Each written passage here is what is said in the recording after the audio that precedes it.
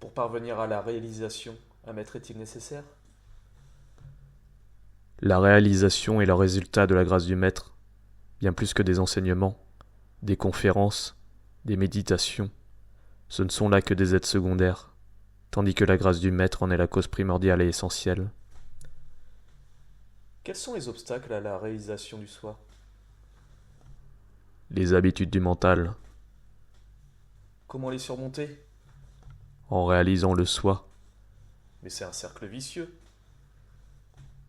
c'est l'ego qui soulève ces difficultés, qui crée des obstacles et qui ensuite souffre de la perplexité que font naître d'apparents paradoxes. Cherchez qui pose les questions, et vous trouverez le soi. Qu'est-ce qui peut aider à la réalisation? Les enseignements des Écritures et des âmes réalisées. Ces enseignements peuvent-ils être donnés sous forme de discussion, conférences et méditations?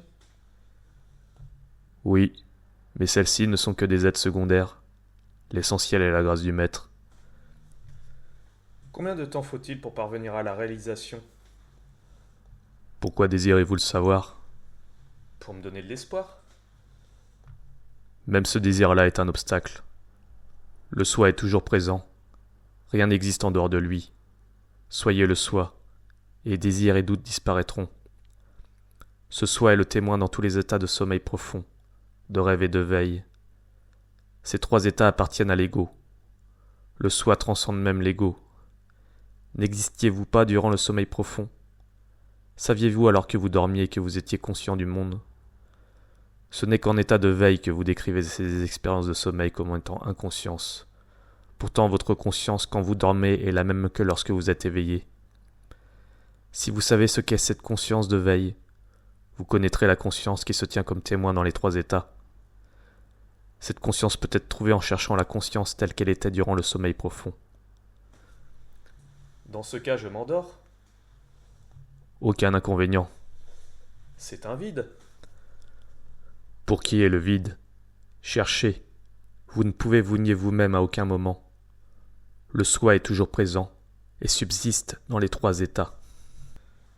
Devrais-je alors rester comme en état de sommeil profond et en même temps être vigilante? Oui, le fait d'être vigilant est l'état de veille. Ce ne sera donc pas un état de sommeil, mais celui d'un sommeil éveillé. Si vous suivez vos pensées, vous serez entraîné par elles, et vous vous trouverez dans un labyrinthe sans fin. Alors je dois remonter à la source de mes pensées. Tout à fait. C'est ainsi que les pensées disparaîtront, et que seul le soi demeurera. En fait, pour le soi, il n'y a ni intérieur ni extérieur. De plus, ce sont des projections de l'ego. Le soi est pur et absolu. Je ne le comprends qu'intellectuellement. L'intellect ne peut-il pas aider à la réalisation? Oui, jusqu'à un certain point. Mais rendez-vous compte tout de même que le soi transcende l'intellect, qui doit lui-même disparaître pour que le soi soit atteint. Ma réalisation aidera-t-elle les autres? Oui, certainement. C'est la meilleure aide possible. Mais il n'y a pas d'autres qui doivent être aidés. Car un être réalisé voit le soi, tout comme un orfèvre qui évalue la quantité d'or contenue dans divers bijoux. C'est seulement lorsque vous vous identifiez avec le corps qu'il y a des formes. Mais quand vous transcendez votre corps, les autres corps disparaissent en même temps que votre conscience du corps. En est-il de même pour les arbres et les plantes? Ont-ils quelques existences en dehors du soi? Trouvez cela. Vous pensez que vous les voyez. Cette pensée est projetée hors de votre soi. Cherchez d'où elle s'élève. Les pensées cesseront de s'élever et seul le soi demeurera. Théoriquement, je comprends. Mais les arbres et les plantes sont encore là. Oui, c'est comme une séance de cinéma. La lumière est projetée sur l'écran et les ombres qui y passent donnent l'impression au spectateur d'une représentation de film. Et ce serait pareil si dans ce même film, on montrait aussi les spectateurs. Celui qui voit et ce qui est vu ne seront alors rien d'autre que l'écran.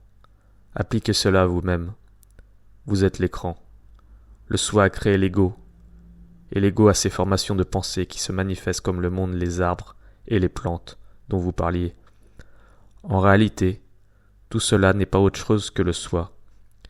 Si vous voyez le soi, vous trouverez le soi, en tout, partout et toujours. Rien d'autre que le soi n'existe. Oui, je comprends, mais encore seulement en théorie. Et pourtant vos réponses sont si simples, belles et convaincantes. Même la pensée je ne réalise pas est une entrave. En fait, seul le soi existe. Une personne posa une question à propos du passage upanishadique. L'esprit suprême est plus subtil que le plus subtil et plus grand que le plus grand. Même la structure de l'atome a été découverte par le mental. Donc le mental est plus subtil que l'atome.